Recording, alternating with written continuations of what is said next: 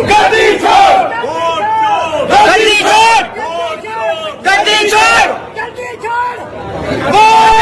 ये जो भारतीय संविधान के निर्माता बाबा साहब ने ये हकीकत है। बाबा साहब भीमराव अम्बेडकर ने ही तो संविधान बनाया। हमारे ड्राफ्टिंग कमेटी के चेयरमैन थे।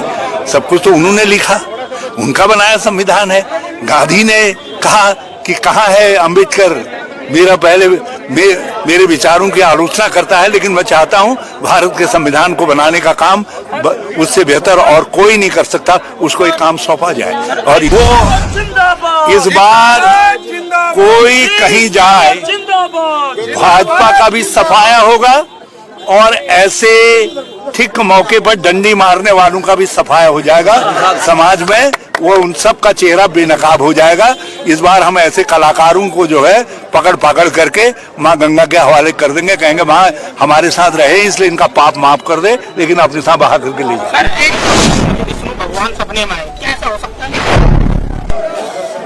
एक जो ऐसे पाखंडी, ऐसा व्यक्ति जो इस तरीके का प्रपंच रह सकता है, भगवान उसको सपने में नहीं आएंगे।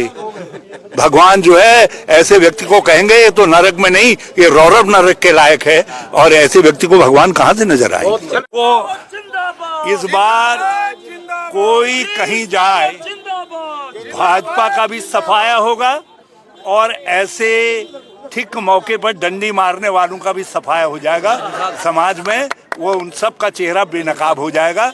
इस बार हम ऐसे कलाकारों को जो है पकड़ पकड़ करके माँ गंगा के हवाले कर देंगे। कहेंगे माँ हमारे साथ रहे इसलिए इनका पाप माफ कर दे, लेकिन अपने साथ बहा करके ले जाए। सर एक सवाल, आखिरी सवाल। अनिल मिश्रा कहना है कि जो भारतीय संविधान के निर्माता बाबा साहब ने, ये क्या कुछ कहेंगे? ये हकीकत है। बाबा साहब भीमराव अम्बेडकर ने ही तो संविधान बनाया। हमारे ड्राफ्टिंग कमेटी के चेयरमैन थे।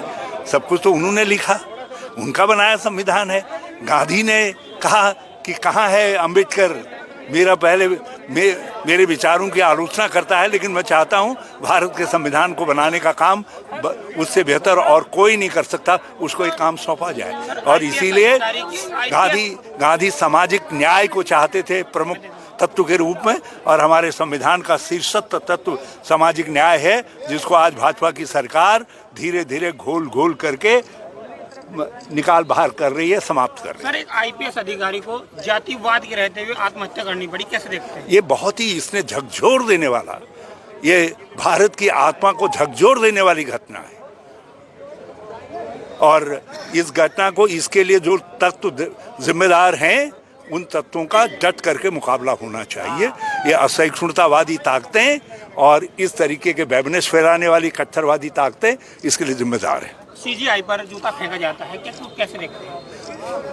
न्याय के देवता के ऊपर जो जूता फेंकेगा, ये सबसे दुखद घटना है, ये शर्मनाक घटना है।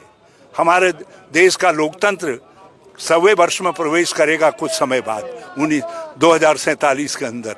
मगर ये घटना हमेशा हमारे दिल, जब भी ये घटना की याद आएगी, हमारा सर लज्जा से झुक जाएगा। और इस घटना के लिए जिम्मेदार ये असहिष्णुता फैलाने वाले, समाज में घृणा और नफरत फैलाने वाली ताकतें जिम्मेदार हैं, वो शक्तियाँ जिम्मेदार हैं। वही शक्तियाँ गरीब के बेटे को पीट पीट करके डंडों से मारने के लिए जिम्मेदार हैं रायबरेली में। वही ताकतें सीजीआई के ऊपर जूता फेंकने के लिए जिम्मेदार हैं। वही ताकतें असहिष्णुतावादी, लोगों में घृणा नफरत फैलाने वाली ताकतें हैं, जिन्होंने एक बहादुर आईपीएस ऑफिसर को अपने सर पर गोली मार करके आत्महत्या करने के लिए बाध्य किया। ये भारत की आत्मा को झकझोर देने वाली घटना है। सर राकेश किशोर ने कहा है कि मुझे विष्णु भगवान सपने में आए, क्या ऐसा हो सकता है? एक जो ऐसे पाखंडी, ऐसा व्यक्ति जो इस तरीके का प्रपंच रह सकता है, भगवान उसको सपने में नहीं आएंगे।